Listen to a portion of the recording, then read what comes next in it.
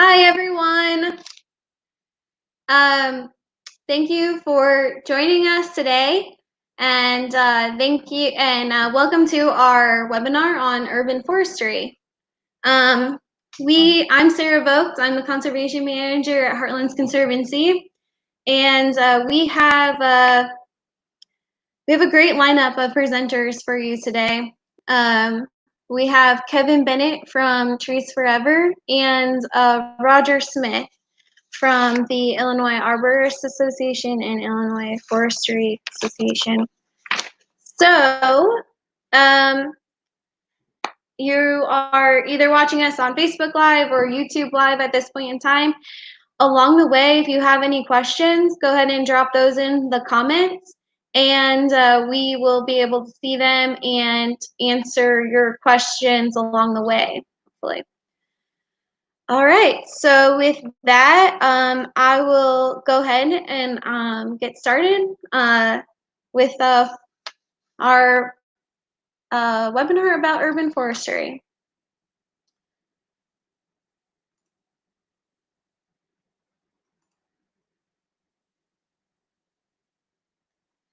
So, for those of you who are not familiar with us, HeartLands Conservancy was founded in 1989. We're a conservation nonprofit serving southwestern Illinois. And as I said before, I am Sarah Vogt, the conservation manager. Our mission is to conserve, connect, and restore the diverse nature and cultural resources that sustain the people and communities of southwestern Illinois. And we do this through 3 program areas: engagement, education, resilient communities, and land and water conservation. To date, we've protected almost 10,000 acres throughout southwestern Illinois. We hold hikes, treks, and other educational activities throughout the year.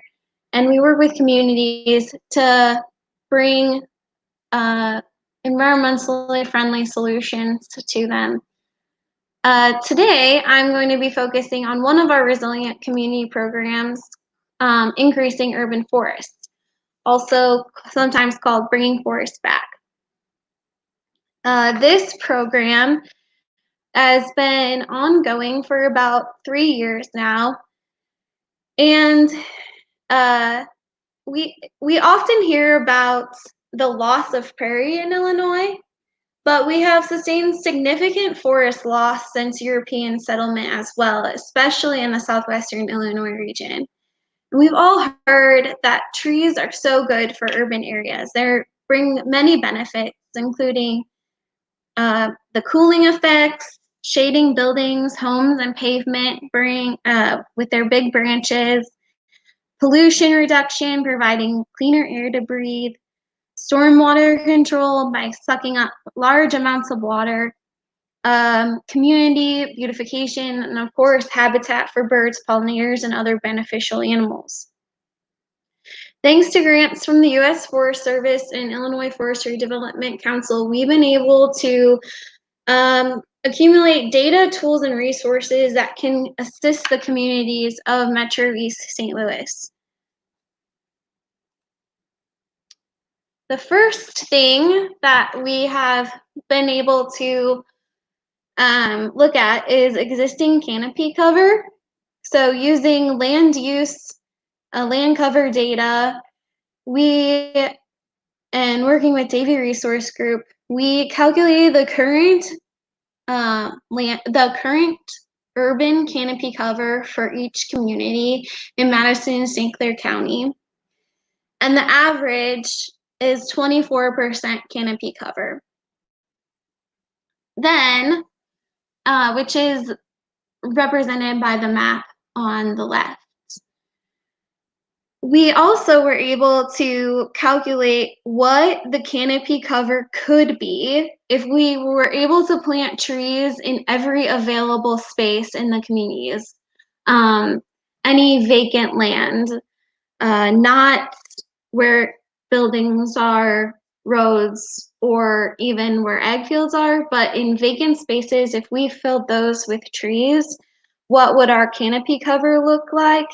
And it would double from our current 24% to a maximum of 48% canopy cover.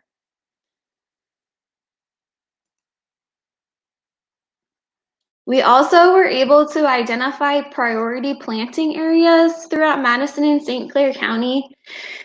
This is a zoomed in example of what the map looks like for the Belleville-Swansea area.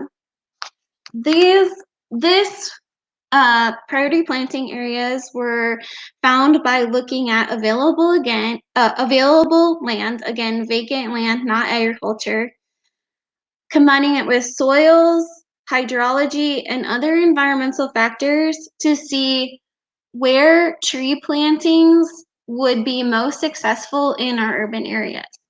So on the map, this is represented by the darker green would be the best success for planting, highest success for planting trees, and red would be the lowest or least bang for the buck for tree plantings.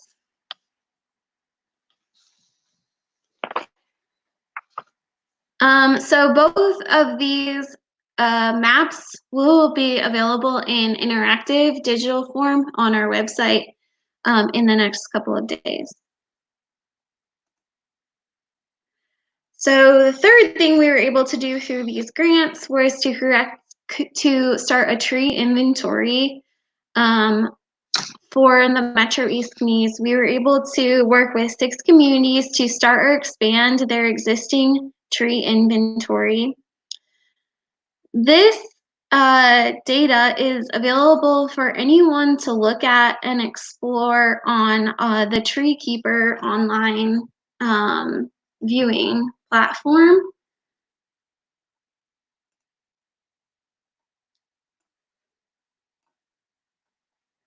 So I'm just gonna bring it up and show you guys quickly what that looks like. So this is zoomed in Edwardsville.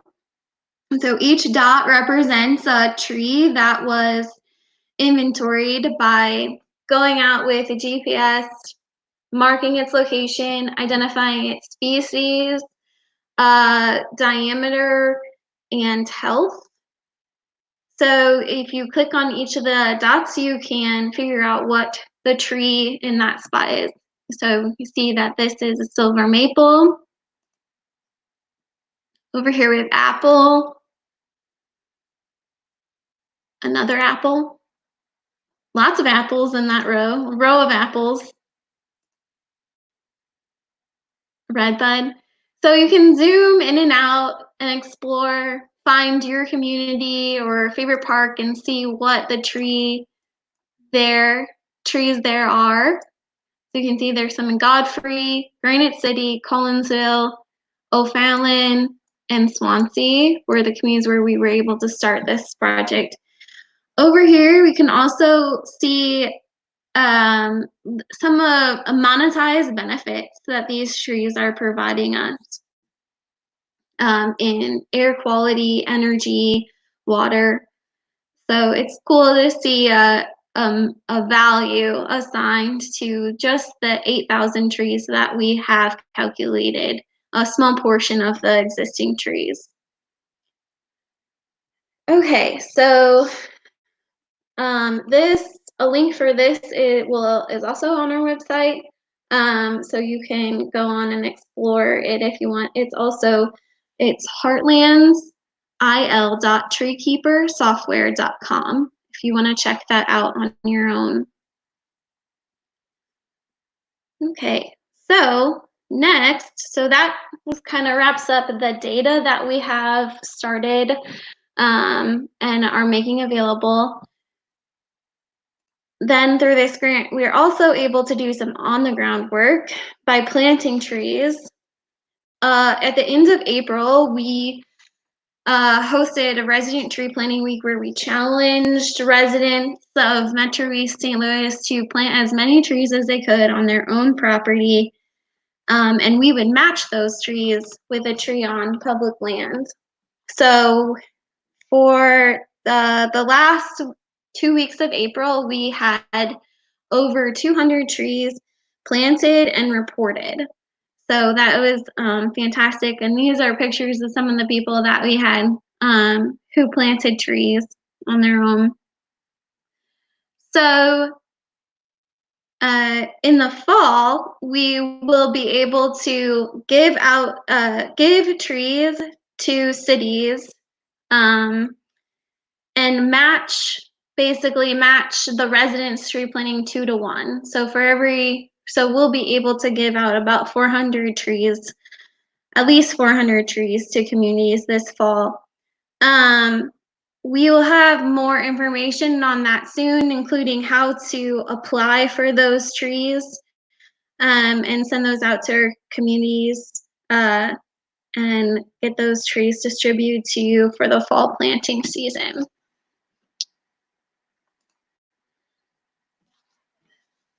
And we've throughout this grant process, we have had an urban forestry committee that meets periodically. And it's our hope to continue meeting and advance the urban forestry initiatives and continue to identify the needs of our communities to help continue increasing urban canopy cover. We also are starting a tree steward training program, it's a new program for communities who want trained volunteers to help care for the trees in their community, in parks or along right-of-ways. The volunteers can help with small trees, planting, watering, pruning, and identifying disease or problems.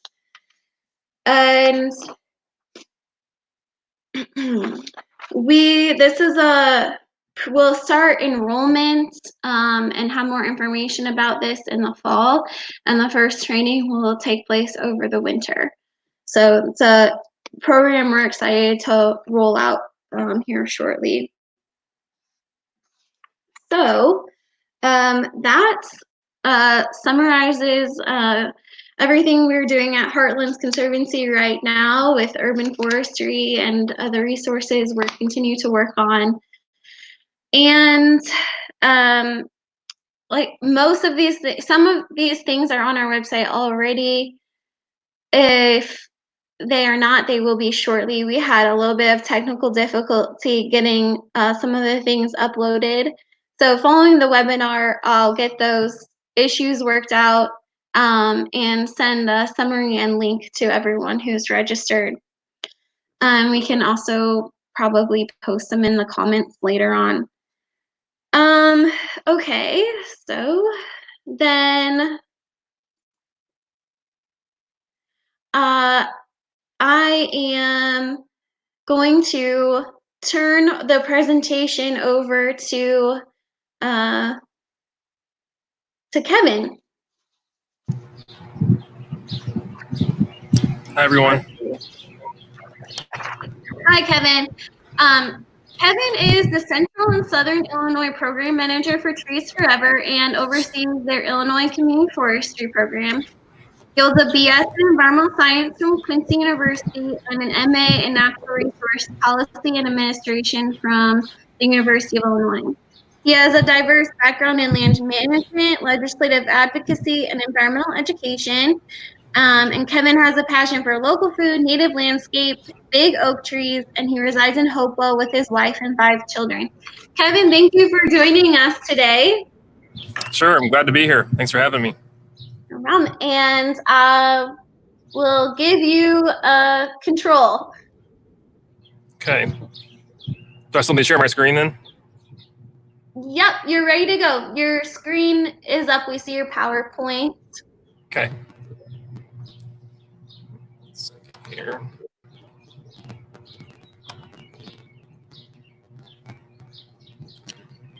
All right. Sorry, I'm outside, and a little bit of a glare here on my screen. I'm at my local library. They got good bandwidth here. I don't have to compete with my kids at home, so it sounds like there's some neighbors over here who are doing some urban forestry work. Looks like they're doing some tree trimming and some pruning over there. So if there's any background noise, I apologize. But thanks again for having me, Sarah. That was some great information on what HeartLands is doing. It sounds like we have a similar mission. So like Sarah said, my name's Kevin Bennett. I work for Trees Forever. Here, issue advancing my slides. The mission of Trees Forever is to plant and care for trees and the environment by empowering people, building community, and promoting stewardship. So we are a 501c3 nonprofit based in Marion, Iowa, which is near Cedar Rapids. Each year we work with and engage over 7,000 volunteers. They're kind of the core of our work. We have staff in Iowa and Illinois. There's only 2 of us here in Illinois, so I kind of cover the central and southern part of the state. And since 1989, we've planted 3.4 million trees and counting. Actually, that picture there is on the other side of the library here where I'm at today. We did a tree care workshop here that was open to the public, and that's my daughter and I there planting a tulip tree. So I'm going to talk about some of the current programs that Trees Forever has to offer to the public, to communities across Illinois. So the first one is the Illinois Buffer Partnership. The next one I'll talk about is our pollinator habitat conservation program. And then lastly, I'll talk about what we do in urban and community forestry. So the Buffer Partnership program is really aimed at water quality and improving habitat. So this is a program where applicants are eligible to put in a wide variety of different conservation practices. There's a few there listed on the screen. Different buffers, stabilization of stream banks, installation of wetlands, pollinator habitat, livestock buffers, and other agroforestry projects. That picture there is from a project site down in southern Illinois where we did some stream bank stabilization. And this program is a 50-50 cost share program. So applicants would be eligible to receive up to $2,000 for their project. Information on that program is available on our website, which I'll share at the end of my slides. The next program is our pollinator habitat conservation program. And as the name implies, the goal is really just to try to get more high quality pollinator habitat on the ground. And not just in rural areas, but also in urban areas. So the different sites that these projects can go on is pretty varied. So I mean, it can be in your yard, it can be on the farm, it can be in town, at a school, nature center, at a library. So there's a lot of flexibility there on where these projects can go. And this one is also a 50-50 cost share. Provides up to $1,000 from us for planting not only forbs and grasses, but also like pollinating trees and shrubs as well. So again, there's lots of variety there on what you can do, and really what we're promoting is species diversity and a strong focus on native species. Our other program, this is the one that I manage, is our Illinois Community Forestry Program. So this is a great partnership that we've had for the last several years between the U.S. Forest Service and the Illinois Department of Natural Resources. So it's a really neat to see how this partnership can be so effective when we can get so much done, from the federal level to the state level to the nonprofit partners like us. And the focus of this program is really to work with small downstate communities. So communities that don't have huge city budgets, they might not have an arborist or a forester on staff. So we partner with them and offer all kinds of different assistance on things. We can help them develop a tree care ordinance. We do like hands-on public tree care workshops. We can help them become Tree City USA certified. And we'll also help with the street tree inventory is kind of what Sarah was talking about. So that picture there is in, I think that's Cambridge, Illinois, where we did a public tree pruning workshop. And more recently, we got some additional funding through the DNR to actually offer some grants for tree planting. So we had our first round of funding that happened this spring. So those awards have already gone out, but we will have another round coming up here in the fall. And again, those grants are open to plantings at parks, libraries, schools, to conservation groups, volunteer groups. So there's a lot of variety and flexibility there. And again, that program is also focused on planting a diversity of urban trees, and also with a focus on native tree species. And this is one component of the community forestry program. That's kind of cool. The Urban Forest Strike Team. So this is, again, a partnership between U.S. Forest Service, IDNR, and us at Trees Forever.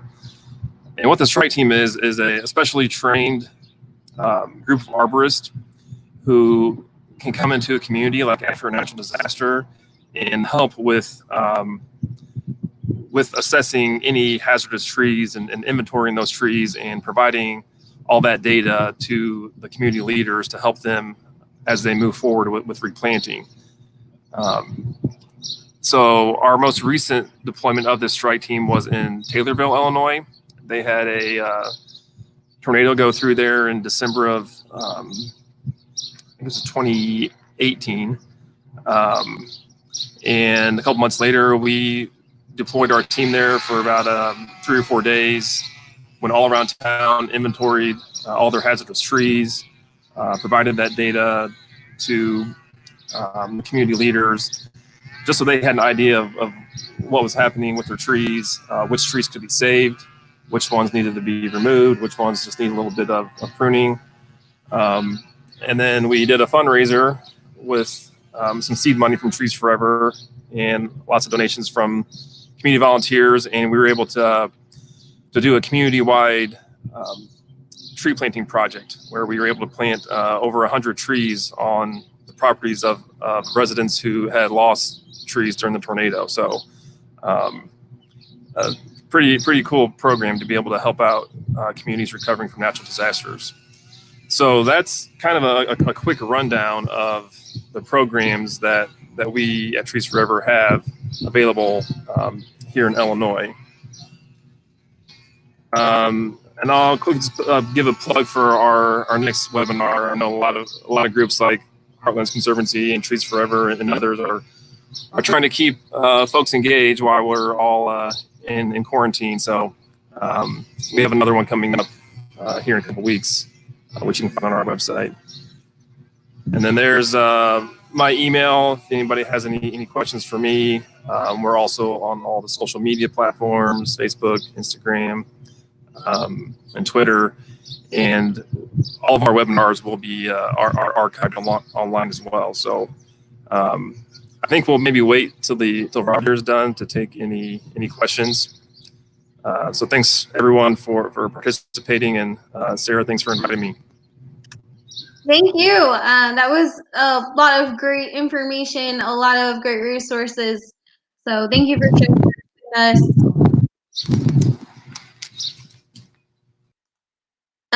Next we have Roger Smith.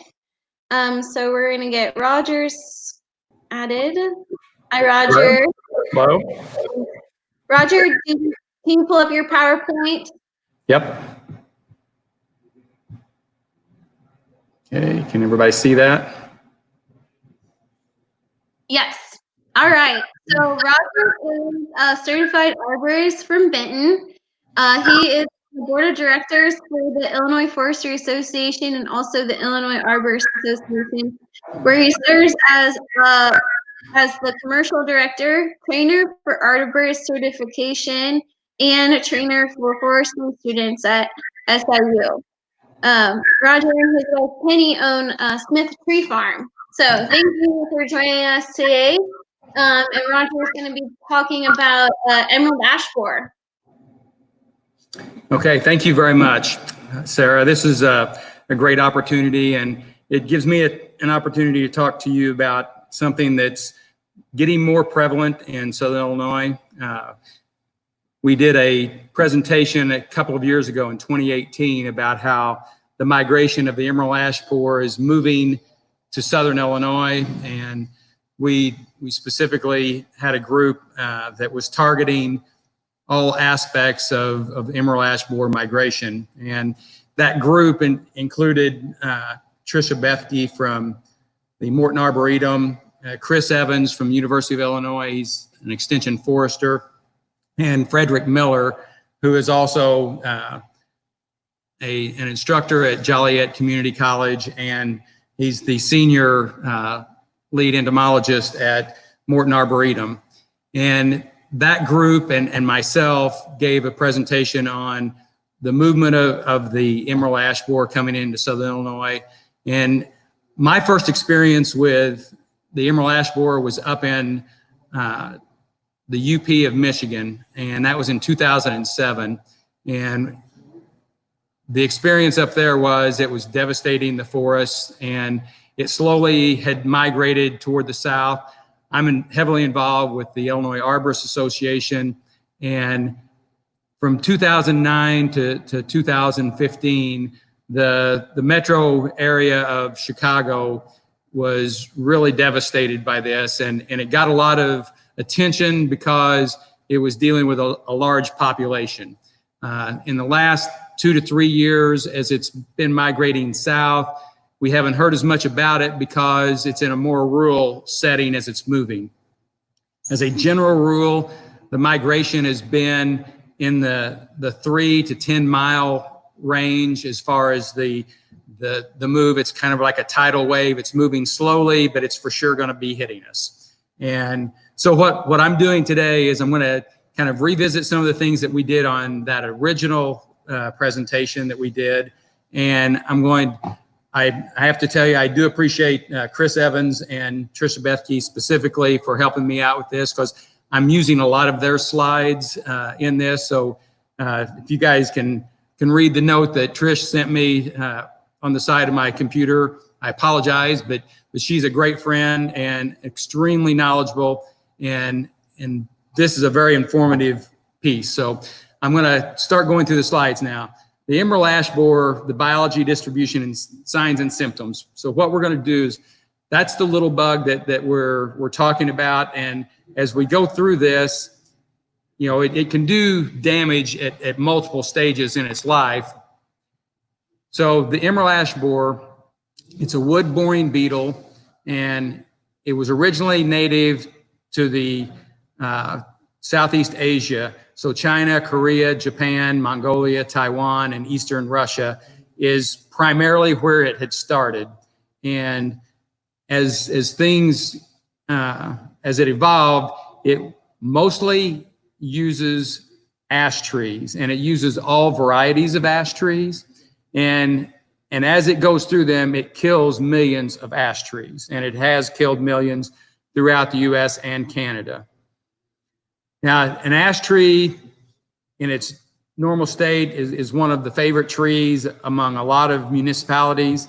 I do a lot of work with Carbondale municipal program, and in 2009, their forester passed away, and I stepped in. It's a Tree City USA. Carbondale is a Tree City USA. I stepped in, and as part of my job with them as a consulting arborist was to identify problems in the city. Well, the previous forester for the city of Carbondale had about a 65 to 70% ash population in the street trees. And that program was working fantastic until we started talking about the emerald ash borer and what it's going to be doing to us. So anytime you have a monoculture, and that was a heavy monoculture, it's going to be an issue possibly down the road. So that's the reason we do encourage diversity in all of our plantings. So as the emerald ash borer starts attacking a tree, it usually flies into the tree, into the canopy, as a flying bug, and it lays its eggs in the canopy. And traditionally, it seems like it's been in the upper portions of the tree. As it lays its eggs, the eggs, as they evolve, they translate into the under the bark of the tree.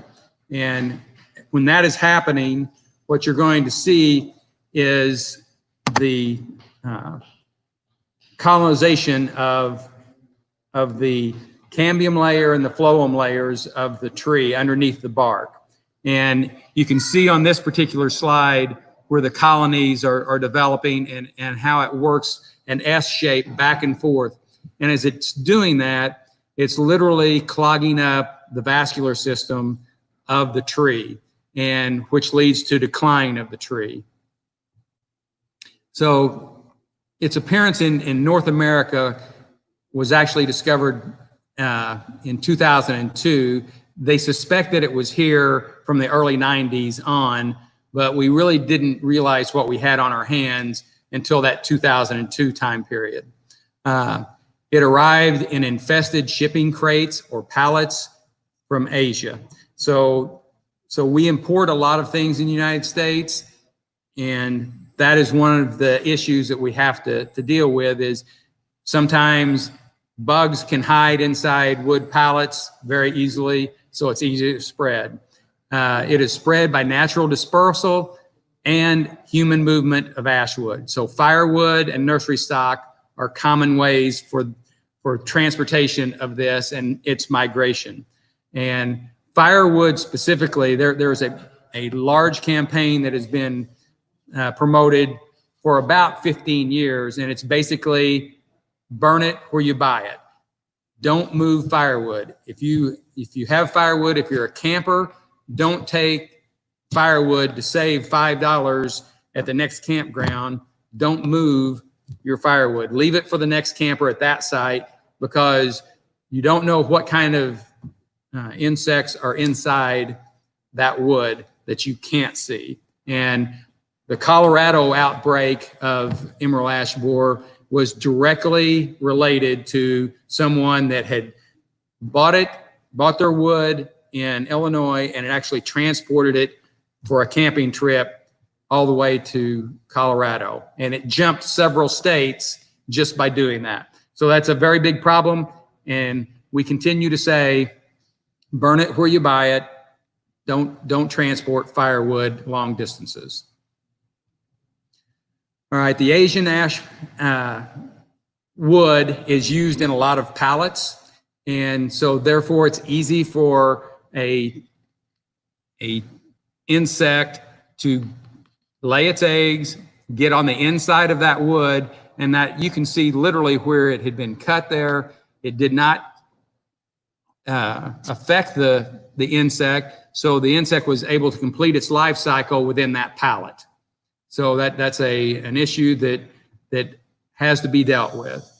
So as you can see, in North America, we've got a lot of great ash trees. They've got a great form, but this is a devastating and certainly a killer of many ash trees. So what you see on this particular map is the EAB distribution throughout the country. And on this particular map, you see one little site over to the far left in Colorado. And there's only one or two sites in Texas. The concentration, the heavy concentration, is in the east and the northeast. So it's definitely moving along. We found it in most counties in Illinois. One of the programs that University of Illinois is currently putting on, Chris Evans and Zach DeVillas are putting out traps in most every county in the state, and they're trying to find out what the population is and what the movement is and what the pressure of population is with emerald ash borer. So one of the things that I do encourage you, if you're interested to find out more information above what I'm doing, Tricia Bethke at the Morton Arboretum is going to be a great person for you to look at. Chris Evans from University of Illinois Extension Service, he's the extension forester, and Zach DeVillas is working with him, and he's out of the Southern Illinois Forestry Office for University of Illinois. So each community has to deal with this, and communities have done a wide variety of things, but you can see in Toledo, Ohio, back in 2006, that street was a beautiful shaded street from ash trees. In 3 years, it killed most every ash tree on that street. And unfortunately, when you have a monoculture where you've got primarily one type of tree that's doing a large area, this is what can happen. Once it's easy for the insect to jump from tree to tree. They don't go very far. They're not big flyers. They move very short distances. But when your trees literally attach to each other, like these street trees, this is what you get. And the 2009 photo that you're looking at here, if you notice, this is in the spring. So there are other trees down that road that are fully leafed out. So those are actually all dead trees. So the life cycle of an EAB is, if you start in the lower left-hand corner, the adult lays its eggs, and each adult can lay between 40 and 70 eggs. So there's a high probability that many of those are going to have success in going into the life cycle. The eggs form larvae. The larvae bore themselves into the cambium and the phloem layer of the tree. They work, and as they work back, they work in an S shape in the phloem and the cambium layer. And as it's doing that, it's plugging up the cell system, which limits the amount of nutrients and water going up and down in the tree.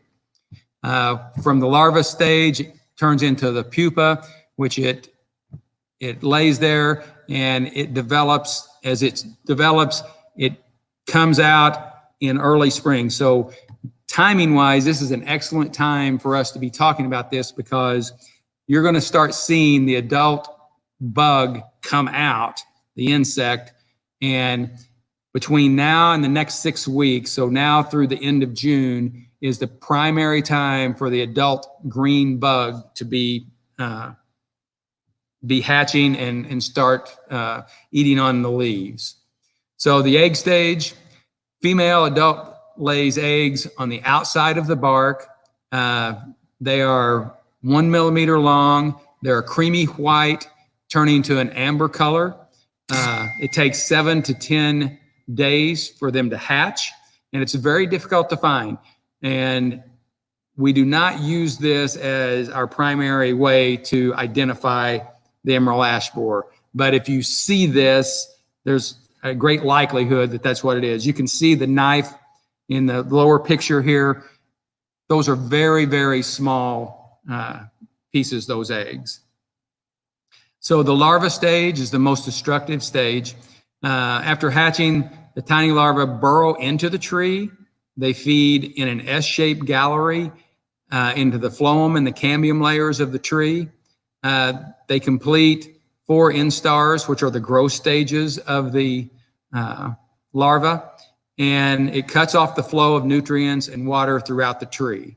And those little colonies, as it's feeding back and forth, it's literally taking the nutrition from the tree to make itself grow. So the pupa stage, the larva burrow deep into the tree to form a pupa chamber. They overwinter as a J-shaped pre-pupa, and then they pupate in the middle to late spring, and normally complete their development in 1 year, sometimes in 2 years in healthy trees. So in other words, the better condition the tree is, the longer it takes for them to run their life cycle. Adults emerge in late spring and early summer, which is, for right now, I just talked to Zach DeVillis this morning, and he indicated that they have not seen a new flush of the insect at this point. He's the guy that is setting and maintaining most of the traps in Illinois, and what he has told me is that they're expecting emergence from now through the end of June to be the primary and the heaviest infestation for this new season. The insect is a metallic green. It's 3/8 to 1/2 inch long. They live 3 to 6 weeks as an adult, and they require a week of feeding on ash leaf margins before they do their mating and they lay their eggs. Females produce the 40 to 70 eggs on average. All right, signs of EAB. The dieback is what we normally see as being the main symptom. EAB populations can establish 5 to 8 years before detection. Dieback and thinning starting in the upper third of the branches, gradually spreading to until the entire tree is dead. Epicormic growth is another symptom. Again, this is going to be a late symptom. What you see usually is limbs starting to thin out and die in the upper portions of the canopy. By the time you start seeing epicormic growth, that's usually an indication that the tree isn't getting enough photosynthesis production, so it's going to start sprouting new growth up and down the main trunk of the tree. So all the pictures that you see here are on the main trunk where epicormic growth has happened. And if you look at the top of those trees, they're going to have significant dieback. And that is, by this time, the tree is not going to make it. It's not going to be a productive tree anymore. Cracking of the bark, callus tissue of injured trees can cause the bark to crack. EAB galleries are visible underneath. Again, this is a late stage.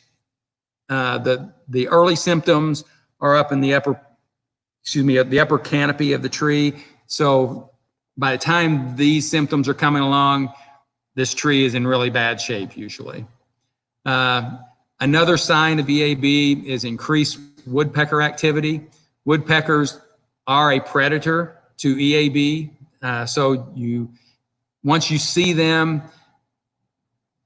start to attack an ash tree, if they do it a lot, that means there's usually a lot of activity within the tree. And they call that blonding, where the woodpecker picks away going in toward the insect or the larva. And when it's doing that, it literally is chipping away at the outside bark. And if you see a really large area where they've done this, it usually, one, means a lot of activity of the insect is inside, and two, the woodpecker is trying to take advantage of it by feeding itself. So the woodpeckers leave large ragged holes and they flake off the bark, and that's called the blonding. Signs of an EAB gallery. So if you get a chance to look at a severely declined tree, you can peel the bark back and you will see where these colonies are. As a general rule, they start higher in the tree, and that's where you see them. The very first presentations that I heard on EAB was, oh, look for the D exit hole where the larva has gone through its life cycle and it's pupated, and then it's coming out as an insect, and the insect actually comes out of a D-shaped hole. And again, that is true. That really does happen. The bad news is by the time you see that, it has gone through a complete life cycle. So it's going to possibly have another life cycle in that tree if it is not treated. So resistant ash varieties, all native ash trees are species that are susceptible. Blue ash trees seem less so. Some pockets of resistance of ash have survived and are being used in breeding programs. So we're trying to find places that some trees have survived, and we're trying to replicate those trees as fast as we can so we don't lose all of our ash trees. Chinese and Korean species of ash have some resistance, and the reason is they've gone through this already. So anything that survived over there, we're thinking it will possibly continue to survive if we bring them over and put them in our nurseries. So there are two basic treatments that there's been quite a bit of study on, and these are some of the results. So these are treatments that have been applied in early to midsummer, and they are spring and early summer actually is when on this particular study. And as a general rule, when you apply these, you need to have two conditions. You need to have a sunny day where the tree is transpiring, and you inject these in one way or another into the tree. You can do a basal drench, and which is a little bit less direct, or you can inject it by drilling a hole into the cambium layer and injecting the chemical. But the two chemicals that are involved with this, the large trees were larger than 15 diameter, and they received a biannual treatment of EB, and EB is imamectin benzoate, and that is the primary product in triage, which is the product that you see on the screen. And then the smaller trees were receiving an annual injection of imidacloprid, and the results of that were pretty dramatic as far as I'm concerned. The imidacloprid is providing about 71% tree survival, and the EB was providing about 90% survival. I personally have had more experience with the triage product, the EB, and I've had good success. It more or less stops the emerald ash borer in its tracks. So whatever stage of life it's in, it will kill the insect or the larva. And so if you treat it in the spring and in the early summer, which is right now, as it eats the leaves, it will kill the insect. If it lays its eggs and the eggs survive to make the larva, the product is actually in the tree vascular system, which is what they're feeding on, and therefore it will kill the larva stage of the insect. So it is a really good treatment. It's not extremely cheap, but a surviving tree has its value, and that's where you have to decide on the economic pressure that you're looking at. But trees in good to fair condition and treated with the triage appear to be healthier compared to the imidacloprid treated trees. So again, I recommend, if you have an ash tree that you want to definitely save, you definitely, in my opinion, need to treat it. And the best way to do it, if you don't feel confident yourself, get a certified arborist that has a chemical license, a licensed pesticide applicator, and let them treat it for you. Treatment versus removal or replacement. So allow for the gradual tree removal and replacement. Without treatment, removals should reach thousands of trees, straining the city's budget and operational capacities. Allows forestry crews to keep up with their pruning and removals in the trees, removal of the trees. So the cities and municipalities in the Chicago collar counties, they have pretty substantial budgets, and they went about this several different ways. As a general rule, I'm from Southern Illinois. The majority of municipalities in Southern Illinois do not have large tree budgets, and so therefore very few trees are getting treated in the rural communities of Southern Illinois. What I'm saying is we're pretty confident that we're going to lose a high percentage of ash trees if they are not treated.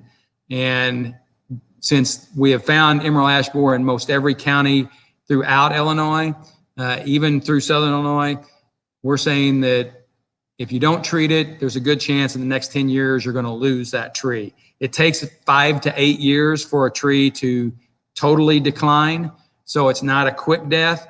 So the quicker that you treat it when it's in good shape, the better off you're going to be, and the more likely you are to have success.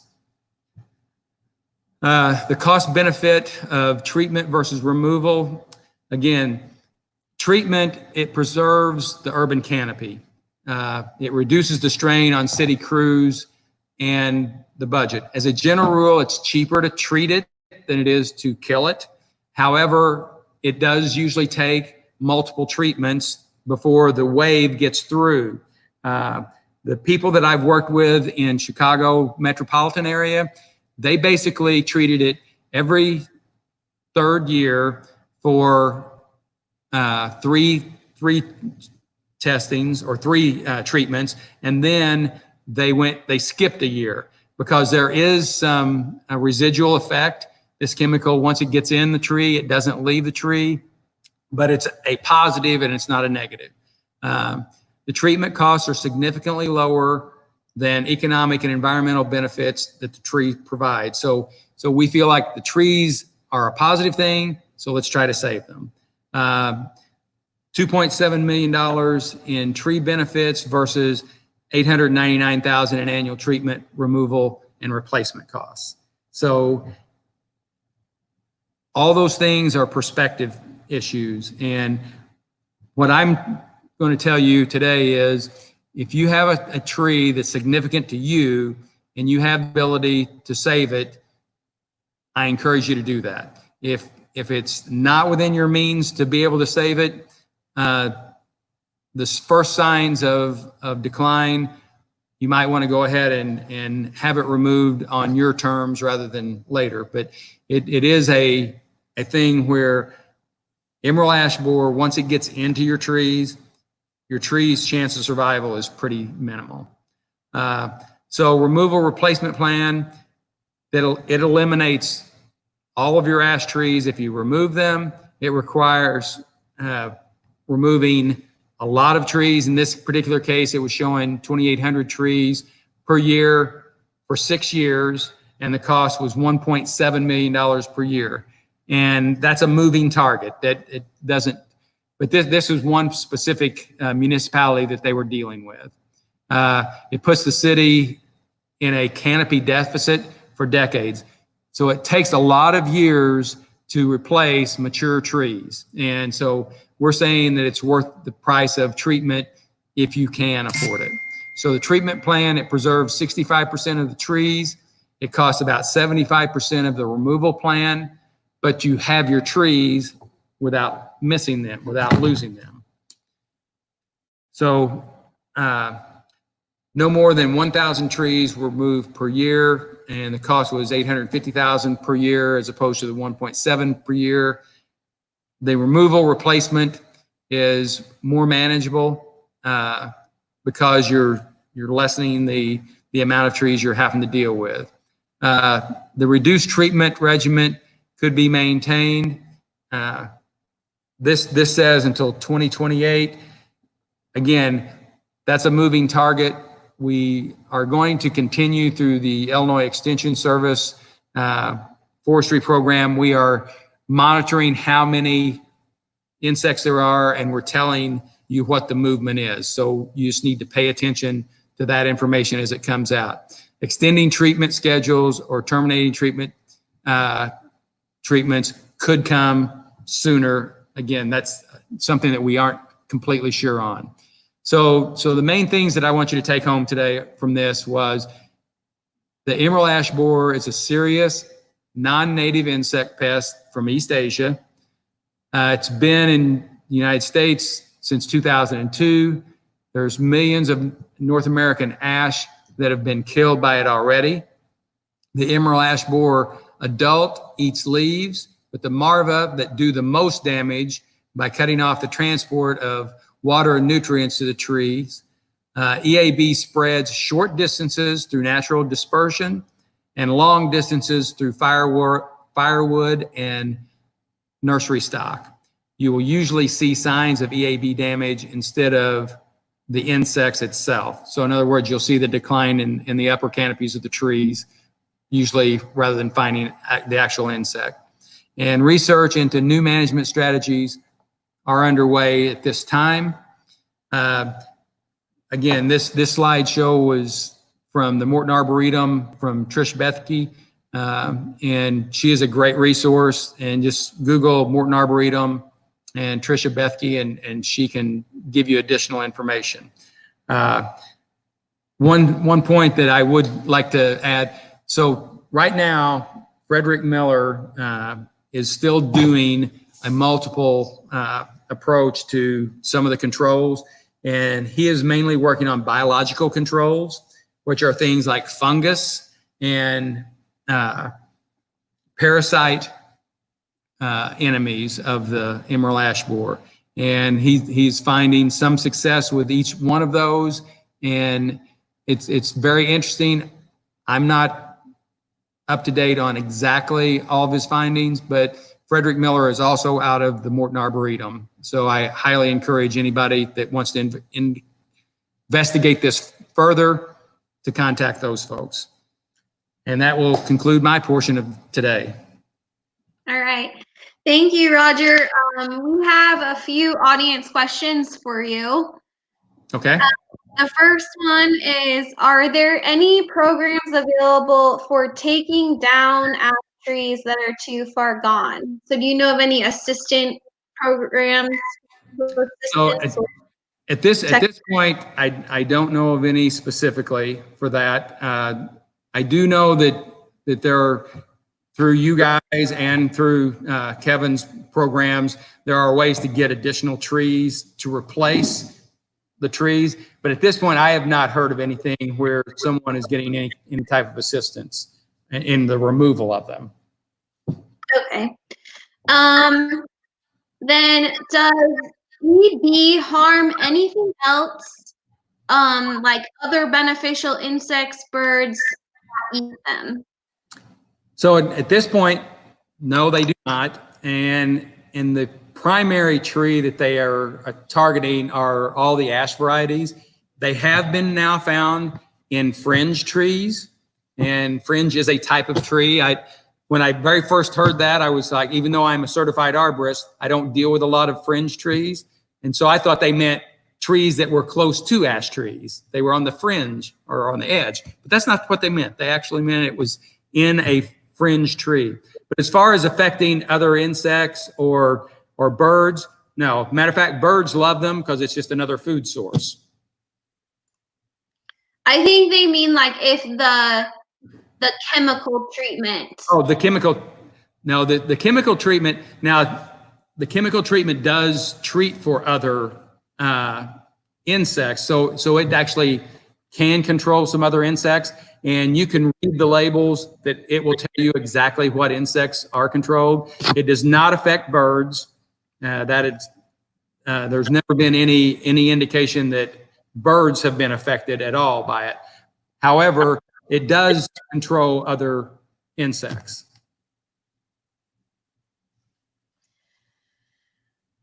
So these chemicals can be used to prevent an infestation. Correct. So we have found that the use of The triage product, the reason that I've personally used that more, and I'm not endorsing them other than to say that I personally have had really good success. Many of my friends that are arborists in the Chicago area that have dealt with this far more years than what I have down here in Southern Illinois, they had more success with it. And what they liked about it was it had more than 1 year lifespan per treatment. And that, so you're spreading your cost out over time. But it has had a very high, 90% is the lowest I've seen on any study. So it's been in the upper 90s in some studies. So it's proven to be a really good product. Okay. Oh, here's another one. Emerald ash borer migrates at 3 to 10 mile range in what time frame? Per year. Per year. So okay. it's a very slow, I use the term tsunami sometimes and tidal wave. So it's not going to miss us. It's going to go through our area of the state. And so the heaviest infestations right now are in the mid part of the state. It's gone past the collar counties of Chicago, and it's in the mid part of the state.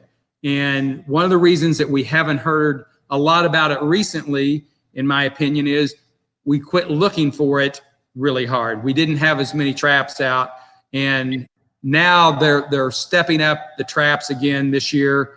And so we're going to be getting a lot more data on knowing where that progression is. But we do know that it's been found in most every county in Illinois. So it's made its all the way down to Southern Illinois. So I currently am working on a project down at Touch of Nature at SIU in the Shawnee Forest, and they have got a significant amount of emerald ash borer trees down here, and the decline is pretty dramatic. All right.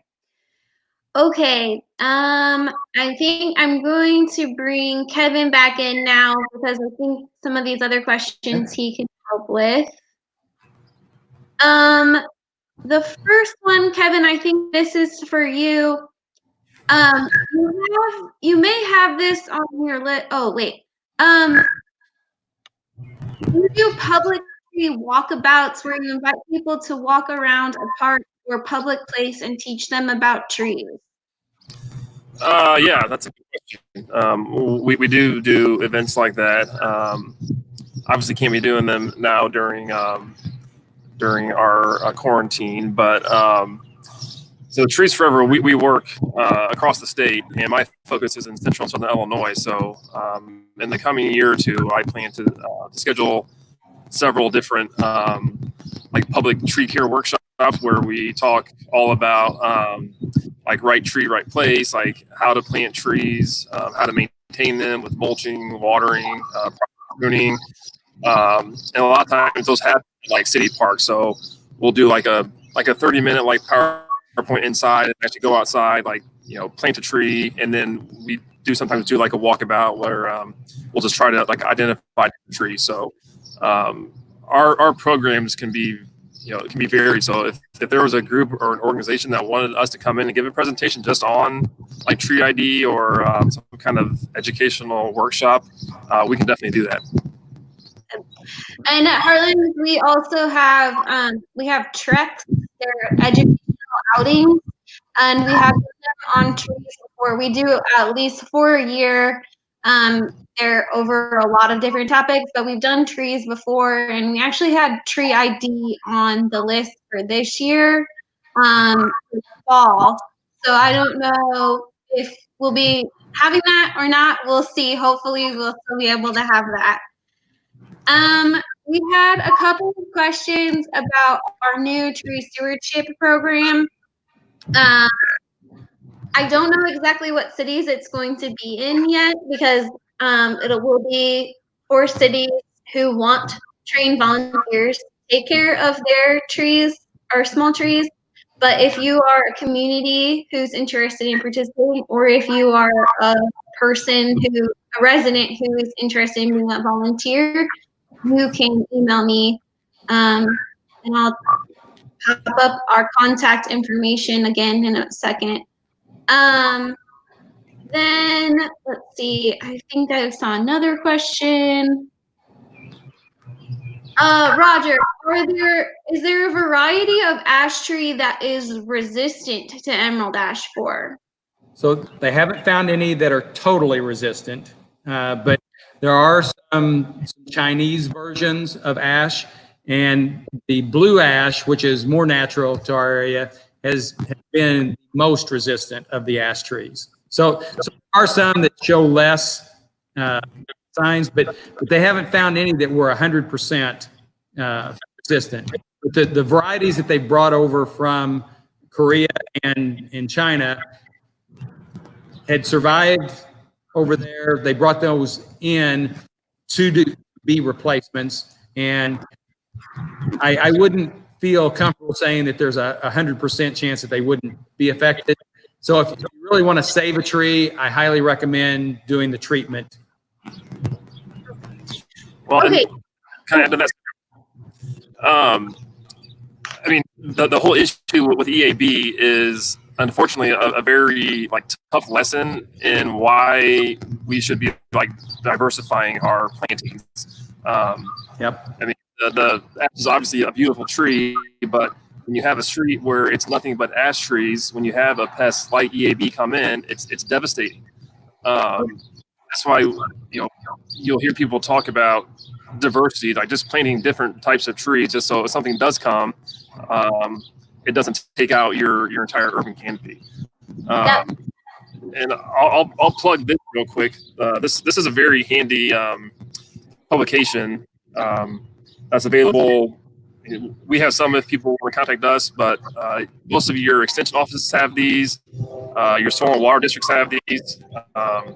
But it's a great publication on how to plant in your yard and different tips on pruning and maintenance. And it has, a nice list of trees that are recommended for Illinois, like how big they get, what kind of sun they need. So a lot of questions that folks might have can probably be found in this Under the Canopy publication. Mm-hmm. Okay. Here's one, Roger. Can fringe trees be treated? Yes. Okay. And what is the cost to treat a tree? It's approximately $18 per diameter inch, diameter at breast height, which is 4.5 feet, right, Kevin? Put me on the spot. That sounds right. That actually. So I do some trainings from time to time with certified arborists, and Kevin was in one of my classes, and that was something that had came up in that class. So I remember better now because it came up in class. But the cost is approximately $18, and it does vary with who's applying it for you. So the chemical is part of that, and labor is part of that, as far as the $18 per diameter inch. And you don't treat trees that are smaller than 4 inches in diameter with the injection method. You do that as a basal treatment if you want to treat a small tree. All right, I have one more question for us to ponder over. I don't know the answer to this, so maybe you guys can help me out. I was hoping to learn about some free or reduced cost tree programs to help people who can't afford to take care of the trees in their yard. Do you guys know of any assistance for homeowners? So as far as programs, I do not know of any. If you are depending on the communities, there are certain tree services that will help out. And I have worked with a couple of Baptist communities that have like a storm tree group that works with homeowners on a storm-related basis. And I do know that those particular groups have done some in-community work. So what I would find out is if there's any groups within your community. So if you're near a metropolitan area, find out who does tree work around there. Arborist Association has a list online of arborists that are throughout the state. So you can find some of those. As far as a program, I'm not aware of any.